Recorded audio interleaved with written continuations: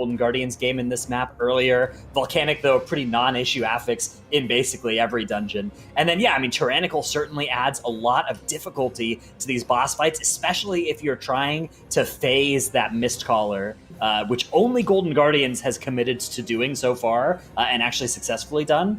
And these other teams have instead decided to just use their cooldowns and not have to delay them as much as trying to make that happen. But if a team is able to do that successfully, I still do believe it is a time save. But it'll be interesting because we know Echo does not bother attempting that. We have no idea what PIME's strategy is like in this dungeon. We do know that Echo's best time, their time to beat, is 12 minutes, 52 seconds, a blazing fast missed time. So I'm excited to see if PIME can challenge that. I have a suspicion that they're going to need to if they want to win this series, because the more I think about it, the more worried I am if this goes to a game 3 and the other side about the series for PIME. No question. And game is ready to get going. PIME and Echo are starting it up right now in Mist. Let's get into it. All right, so immediately, okay, they're doing the exact same route in terms of they're both grabbing the double villager pull. This will set up their prides to be spawning in a different spot than in the maze than if you were to play a single villager here, and it just gives you just a little bit different of pride timing. Do you have a preference as to single versus double villager here, Dratnos? Yeah, so the double villager in and of itself, I think, is a worse pull in terms of difficulty, and it's probably not worth it in terms if you were just looking at the count you were getting for the extra time you have to invest, because you're not just focusing down one villager and you have those extra overgrowths going out. Both teams are using that bop to mitigate that first overgrowth, which is pretty valuable there.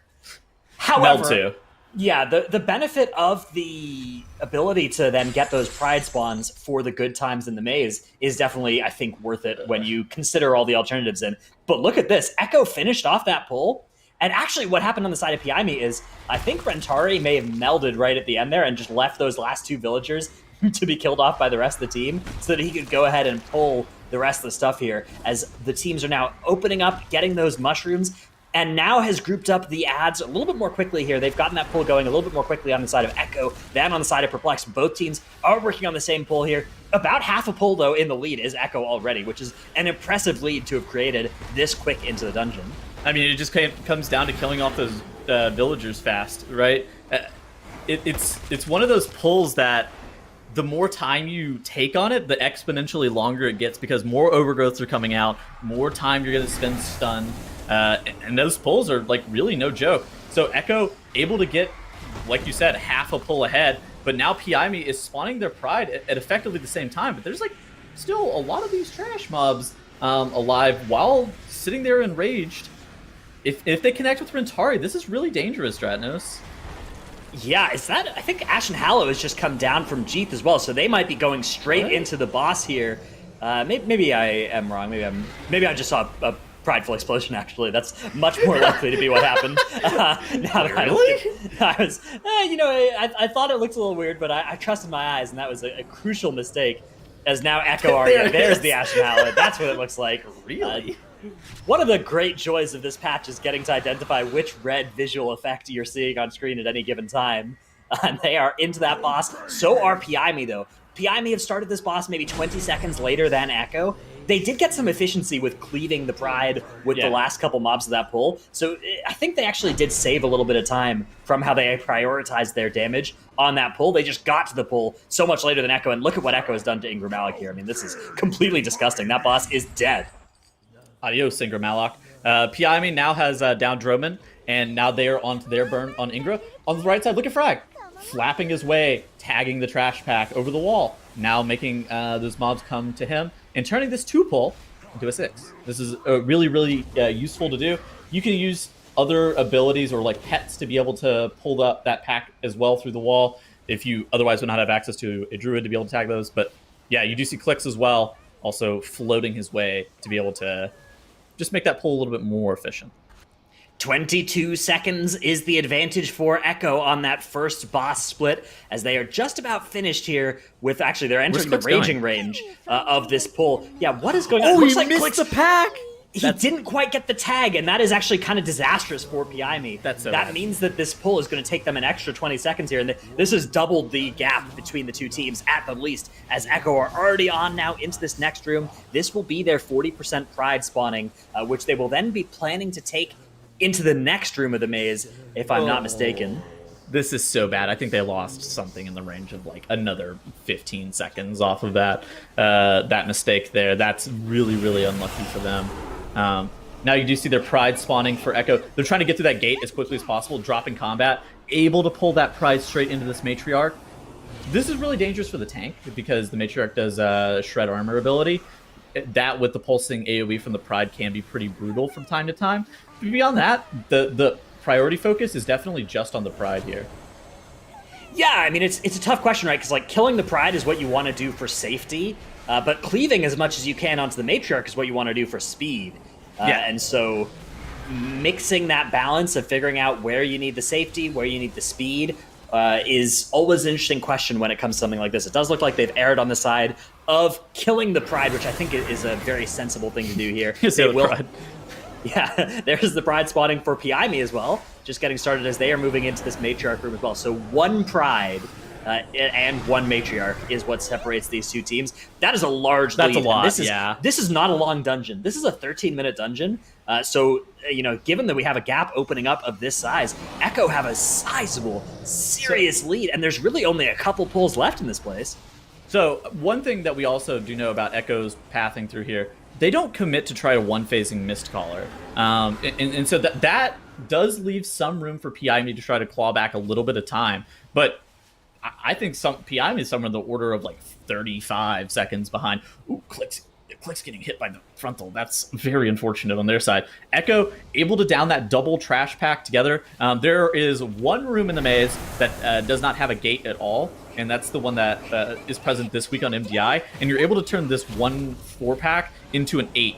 And you see a lot of teams looking to do that. Echo has spawned their 60% pride off of that 8-pack, and now they are pulling this pride into this one final trash pull that they have to do prior to going into Mistcaller. Yeah, Echo a full pull and a full room ahead of where Piami are at. You can see, just looking at the trash percentage as well, just how much that represents in terms of percent in this tiny, tiny dungeon. They'll be finishing off this pride, and then they'll be heading into that boss room, if I'm not mistaken. And we might get to see whether and how they pull extra mobs into this They don't boss. pull extra mobs. Okay, they aren't a team that does that. So yeah, they are getting right into the Mistcaller right now. And there's the Ashen Hallow coming down from Jeeth as well, almost exactly 4 minutes on the dot after it was previously used as well. So beautiful use of that, and they will get one more cast of that on the last boss. But yeah, Mistcaller, we know that Echo doesn't like to go for that one phase at the end of the boss because it requires them to save their cooldowns for that part of the fight, and it means that they then won't have them for the trash pull immediately after this boss. And probably it's true that that's not a reliable strategy necessarily as well. Although that being said, Golden Guardians did do it twice in a row, so perhaps it is very possible to make it reliable. It's just they don't want to expend enough resources to make that happen. But you can see 57% on the boss for Echo as it is pulled for Piami. So half a boss in the lead is Echo here. That is a huge, huge lead, but not insurmountable. Yeah, no, this is absolutely something that they can recover. Echo does have a really strong strategy for the back half of this dungeon, though, with how they do a triple pull, with like the acid gullets and the gorges and stuff. But that leaves a lot of room for mistakes to be made at the same time, because that's really dangerous. Curry goes down for the side of Piami, though, and this is a mistake that they literally cannot afford at this point. They have to. Piami has to have a flawless run at this point. They cannot afford any mistakes. Yeah, so they're certainly now in this realm of we need something to go wrong for Echo, right? It's not just we need to, like, if we do our damage better than they do, which is all hard enough on any day against Echo, but it's not impossible, right? Now we're in that sort of realm where it's like, okay, this is probably getting close to that minute mark. Definitely closer to a minute than to 0 seconds separating these two teams, which it's so sketchy. And it's so hard for Echo. I mean, Echo does have this one big pull coming up. We haven't seen it cause problems for Echo before, but that's not to say it can't. It is a very difficult pull that they will be doing right at the bottom of the stairs here. Presumably that's going to be the plan for Piami as well. The more I think about it, do you think the reason that Echo's not going for it is because maybe Mirrors isn't giving... like, Mirrors would otherwise have to give Frag the Fey Guardians for the cooldown reduction for his CA, because his CA is just not going to be up. Maybe. I think one thing about just not going for that one phase at the end of the boss there is that then you have all of your cooldowns for this massive trash pull that's down at the bottom of the steps here. And I think that the being able to do that versus not being able to do it, cutting out a pull from the rest of the dungeon, is a pretty serious time save. And I think that is the logic behind it. But I mean, it's interesting. Yeah, it's something we'll have to ask the players. Oh. Easy. Is that the one phase for PI Me? Yeah. That is the one phase. So this is the difference in strategy there. You can see that cost the CA for clicks. And so it didn't actually cost the PI, though, from Curry. Curry not needing to commit the PI for that. So a good use of minimal resources to make that happen. You can see, though, even with that one phase on the last boss, a serious leap for Echo as they are now starting their massive pull down to the bottom of the waterfall here. Now is taking a lot of damage, though, but he's going to be all right. They need to get that interrupt, and they do land it, gripping everything back into that solar beam, and all the mobs are dead before the solar beam has even expired. Textbook execution of a very, very tricky pull by Echo. PI Me are now starting off with the same size pull. They don't have CA for it, but actually, Echo, Frag didn't even use CA for this. Frag is saving his CA Convoke for the boss rather than using it on the trash. So looking at it that way, it actually does seem to me like the one phase on Mistcaller is completely worth it if you can do it the way PI Me did, where you only commit the CA, which you weren't going to use on this trash pull anyways. So credit to them. I think they have found a faster strategy in theory. In practice, however, Echo have saved so much time in all these other places in the dungeon. They have killed that pride already. They are working now on this last boss pull. Some trash is going to come in as well. They'll cleave this trash down, and then they will just go right onto the last boss. You can see Frag there kind of walking over towards the far side of the boss. At some point, he has designs on getting a Celestial Alignment and a Convoke the Spirits on single target. Yeah. He doesn't actually care about doing it on pull is the thing, right? He doesn't care whether, as long as he does it during this Pride buff at some point, he's not going to get an extra CA or an extra Convoke during this boss fight, during this dungeon, so he doesn't care about getting it on cooldown as soon as possible. It's just an aspect of the dungeon only being somewhere around 12 minutes, and they're reasonably only going to get like 3 uses of Celestial Alignment and Convoke because 3 to 4-ish, because like they do also end up delaying it, like because the Droman Ingram Malak burn happens 2:30 into the dungeon, so they have to save it for that too. It's just, I think 3-minute CDs are really clunky to use in this dungeon just on the whole, and it's showing here because Frag literally ended up saving his Celestial for such a long time. He ended up firing it off right there, and the final boss Tradova is starting to die pretty quickly for Echo. Unfortunately enough for PI Me, I think it may be too little too late for them. Yeah, I mean, Echo has a sizable lead here. As you can see, they're walking their way over to the part of the room where they'll be able to pull those larvae in. Yeah. And that will get them to... Once they pull those in and kill them, they will be able to kill the boss. Looks like the boss is around 20% health as well. Mm-hmm. And there comes that trash, the Spine Maw larva. Once they get to 100% count and they kill this boss here at 12% on the boss, that's going to be all it takes for the series, or for the series to go up 1-0 for Echo. Yeah, I mean, great job by PI Me to keep this one as close as it was, but a couple of little optimizations throughout have led to Echo earning something like half a boss here and killing. I mean, 12:30 is a crazy time in this dungeon. That is 20 seconds faster than their previous best. Yeah. Echo is not done yet as they take that Mist of Tirna Scythe very convincingly here, taking up game number 1, and they're not satisfied just getting that number 1 seed comfortably here, Zyro. They're just going for everything right now as they just crush that dungeon. Yeah, one of the recurring themes we talk about all the time with teams coming into the grand finals from the upper finals is that they have that advantage, right? They get to spend all of their time practicing for the grand finals matches while the lower bracket team has to, slum through the lower bracket and make their way up here. Echo, of course, is of a different caliber. They don't care about not having practice. They feel like they're on a mission, right? It almost feels like people have this idea of them like, oh, you know what?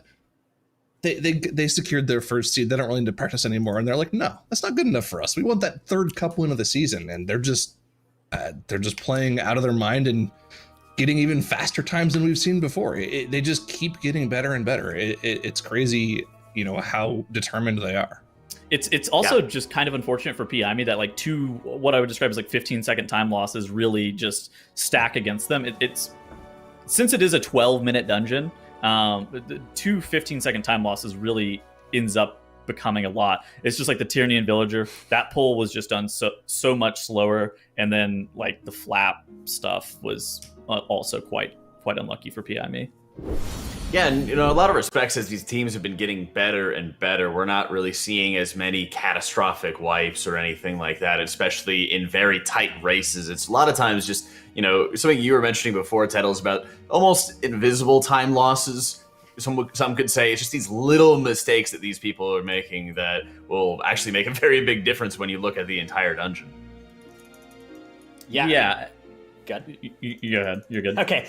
Credit to PIME is that their time losses are invisible now. That hasn't always been true for that team. It used to be extremely visible where their time losses were coming from, and they have really shaped up. And I mean, earning their way into this series from the upper bracket just goes to show how much better this team is, especially not just this season, but in these later 2 cups in this season, both days in which they've made it to Sunday from the upper bracket. I mean, it's an incredible ramping up of caliber of play from PIME. And even though they've lost this game, I think that moving into game 2 here, they are going to be in a real good position to show what they can do, because game 2 is going to be Sanguine Depths.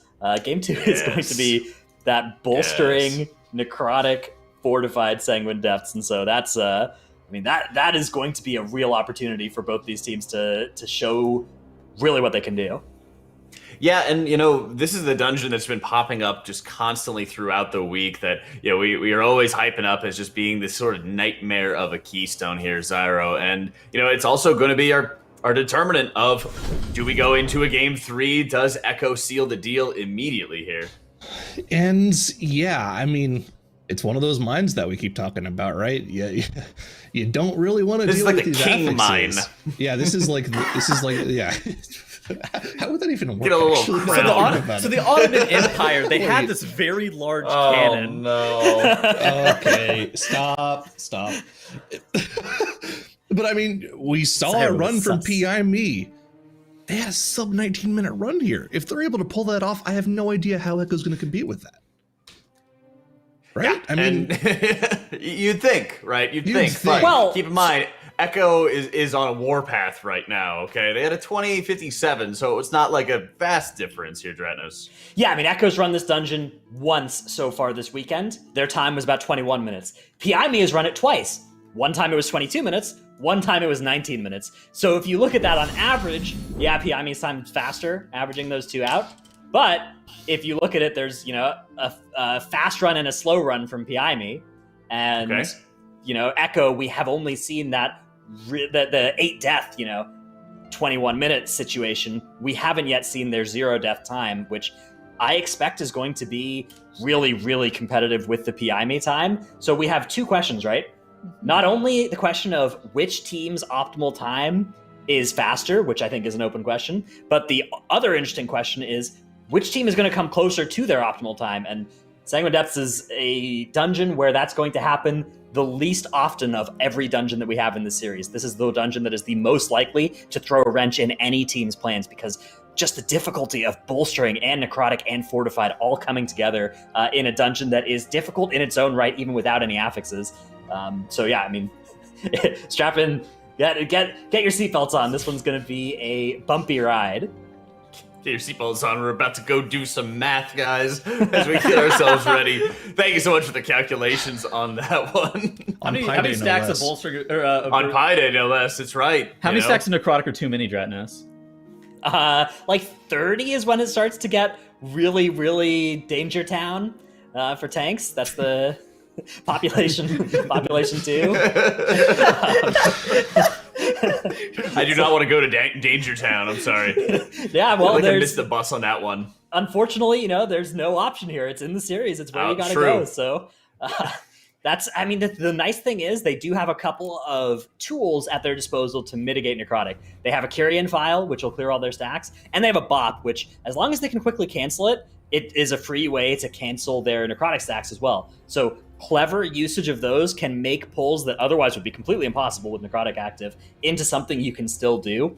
Not without risk, though. And also, bolstering is something that you have to worry about as well. Normally with Necrotic, you really want to try and relieve the pressure of the pull as quickly as possible. Kill a couple of those small mobs that are just stacking Necrotic. But with bolstering, the exact opposite is incentivized, where you want everything to die at exactly the same time. So playing around one affix plays into the other, and that's part of what makes this so difficult.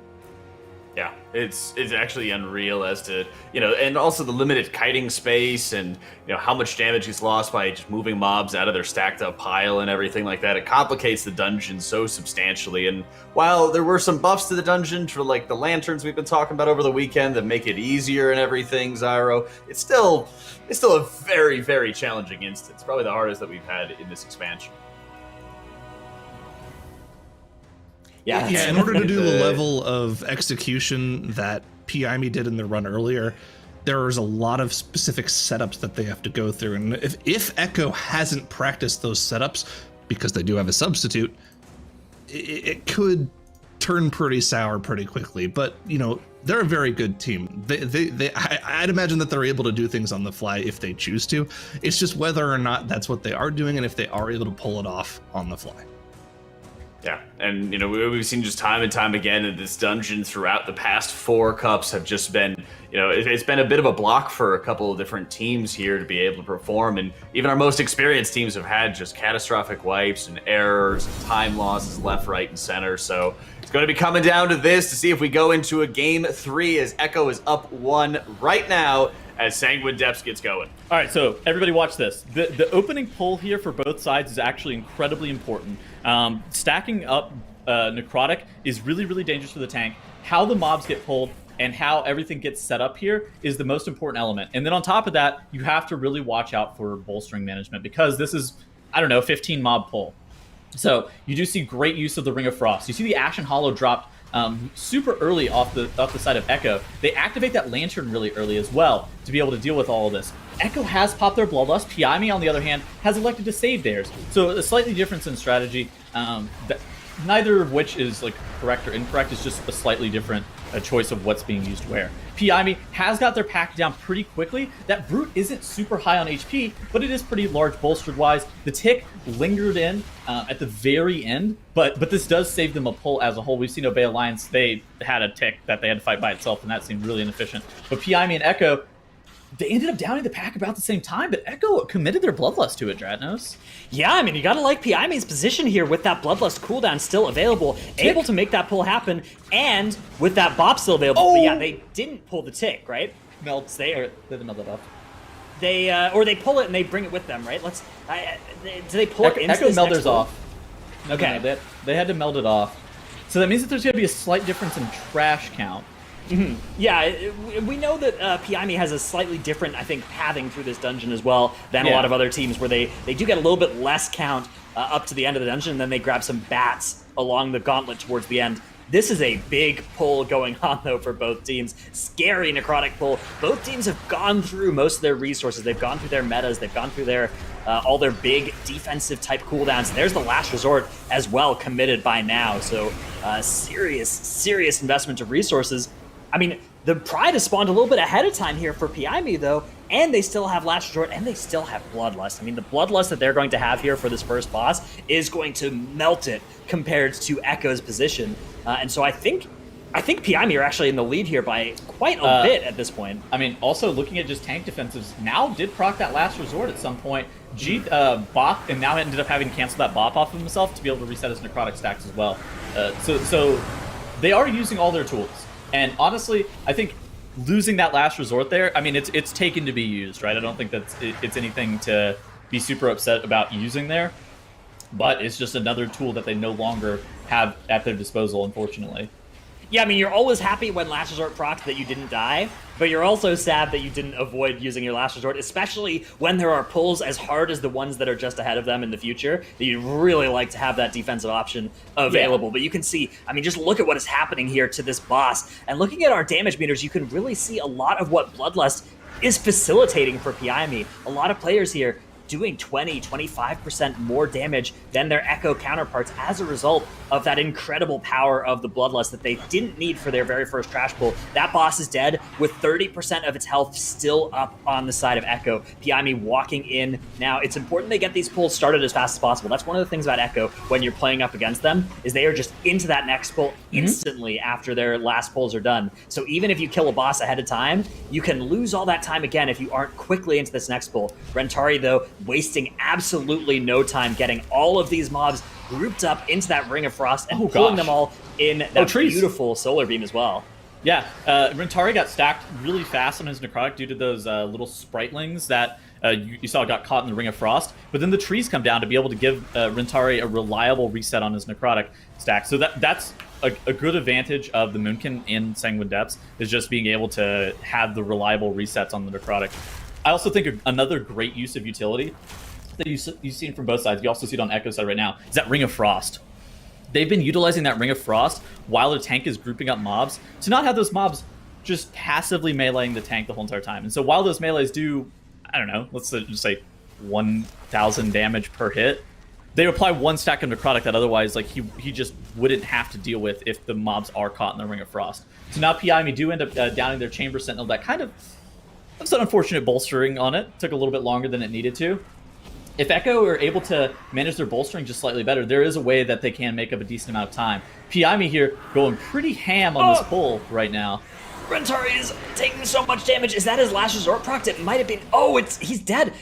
Maybe this wasn't their plan. Maybe something went wrong here. So I think he accidentally pulled that Chamber Sentinel. And so he realized that he accidentally pulled it, and it was like one of those moments of, you're going to have to res me. I literally cannot pull this mob right here. I have to die.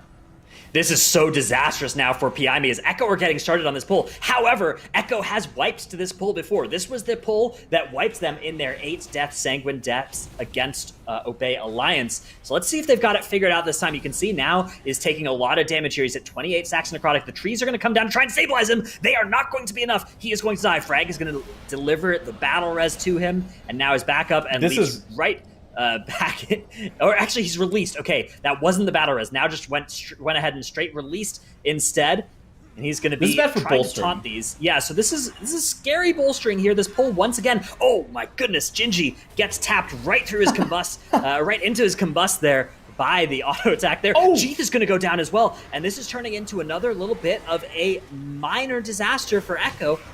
I think that I still prefer Echo's position to Piami's here, as long as they can kill off these oppressors without any more deaths happening. However, they're not going to have this Lantern buff is the thing, this is going to be a big Overseer for Piami. Yeah, Piami has not done a very good job of prioritizing damage into this Overseer. So the cast sequence, Rentari's just going to die. There's that Gloom Burst, and they've kicked that Gloom Burst. Now Igloo is trying to tank this thing, and he is getting attacked for a lot, so that's going to be their battle res. They've kicked the next Gloom Burst, and they have killed the Overseer. They get that little benefit as well from refreshing their stats on the Lantern.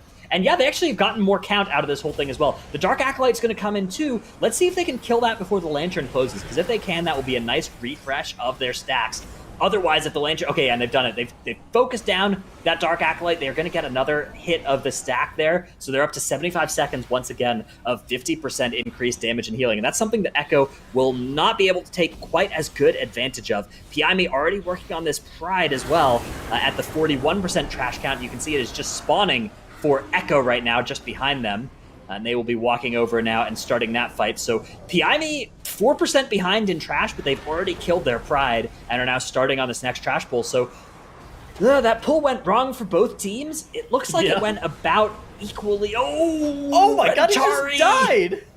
Rentari has died for Piami, and they don't have a battle res. They used their battle res earlier on that pull when he died in the middle of the last pull, and so they're going to have to start kiting here, and this pull is going to take them way longer than it otherwise would have, and this is a huge time loss for Piami as Echo are now surging into the same room here. Same trash count with their Pride also. Echo definitely have the advantage right now. There are things that I would describe as a little bad, and there are things that I would describe as a lot of bad. What just happened to Piami right there is a lot of bad. And the reason for that is because they're going to lose their Lantern buff too. So they were going into that pull with the Prideful buff and a completely refreshed Lantern that they were expecting to extend it onwards into the next Lantern that is in the Tarvald Ring.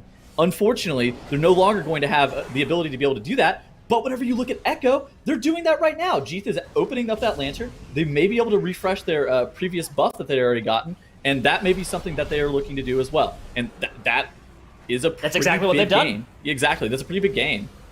Yeah, they focus damage down onto one of those little mobs. Nice thing is, some of those little mobs don't bolster as well. The quill feather will not do on-death fixes, but it does give you stacks. Right, which is beautiful for the extension on the lantern there. And that means they're going to start fighting this Manifestation of Pride with still 50% increased damage and healing. Piami just getting started on their lantern pull as well, but they don't have as much damage coming in here, and their stacks won't go up quite as high because they aren't being extended. Exactly. And I mean, it's definitely one of those buffs that's like an exponential gain. Like, the longer you have it and the longer you refresh it, because at this point, Piami is only going to get to 4 stacks, something like that, 6 maybe. But previously, they would have 10, and they would refresh a 10 stack. And so they would have a 50% damage gain as opposed to, like, I don't know, 25, 20 something. Echo getting started now on this Chamber Sentinel. This is something that, oh my goodness, look at Rentari's health though on the side of Piami, 6%. He's barely going to stay alive. Okay, so yeah, Echo getting started here on this Chamber Sentinel near the Lantern. And are they going to, what is their plan going to be here? Are they going to activate this Lantern, or are they going to kill the Sentinel first? There it is, yeah, okay. So the Lantern is up. That's their stack refresh again. So they've rolled this 10 stack of the Lantern basically for the last 3 minutes. Very impressive work by Echo of keeping that going. And now is going to slowly try and leap away from the Sentinel, actually dodging its cleave by doing that. When you leap away from it, you can avoid getting hit by its nasty bleed cleave. And so now they're going to be able to go into this next pull with those full 10 stacks. And I think they might even be able to go back and tag the Lantern for one more hit. Not sure. Piami's pull is bad. Well, so Piami doesn't click their Lantern yet. They just kill this Chamber Sentinel in this small pull first, and then they'll be pulling all of the next stuff back onto the Lantern. Scary. Yes, Rentari, though, has this died. is why I was very concerned with what was happening. Those vestiges of doubt are so annoying to deal with because of the ground effect that they drop, and now they have their prides. Oh, this is about to turn into a full wipe. This is about to be a calamity. Yeah, this is a tough situation for Piami to be in, and, you know, we saw that 0-death run coming out of them earlier, but this just goes to show how volatile the dungeon is, as they are once again going to all be going back to that graveyard. Rentari's going to try and take down one of these scribes before he goes. I don't think he's going to be able to, though. I think that he is going to die before it does. Maybe not, though. Can he be a hero here and secure that last little bit of count? Maybe, but it is going to be Echo working on Executor Tarvald here, and they already have their 75% trash as well, so they will basically be ready to just head straight downstairs as well. They don't need to grab quite as much stuff from up here, although they may end up grabbing the ghouls as the Tarvald gets low. I'm not 100% sure what their path in this area is like. Yeah, I mean, Echo is starting to really get a substantial lead here. I think there's something... How far in the lead do you think they are at this point? Something in the range of like 3 minutes, probably? Yeah, 3 minutes, something like that sounds about right to me. It's tough because it's hard to quantify the advantage of still being on path as well, being on pace for having all of your buffs at the times you're expecting to have them and everything. Because Piami are having to kind of refactor, rework, you know. It's like when you take a wrong turn, your GPS just starts going, recalibrating or whatever. Recalculating route. Yeah, yeah, exactly. And so sometimes it's hard to tell exactly how much time you've lost, and sometimes, you know, in the split-second decisions you'll make to recalculate as well can lose you even more time, because it's unclear what exactly your best way forward, your best way to try and recover is going to be. So Echo have some indeterminate lead at this point as they are making their way now down to Ground Proctor Brillia's room. They're going to fight all this trash, and then they're going to spawn their Pride, and then they are going to kill their Pride, and then they're going to kill Grand Proctor Brillia through the benefit of their Pride. So that is a big buff that they are going to have for this boss fight. This boss fight itself shouldn't pose too much challenge to them. The big remaining point where this run could go wrong for Echo,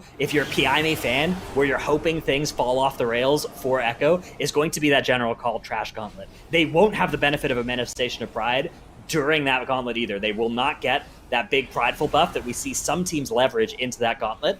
So that is a disadvantage for Echo going into that part of the dungeon.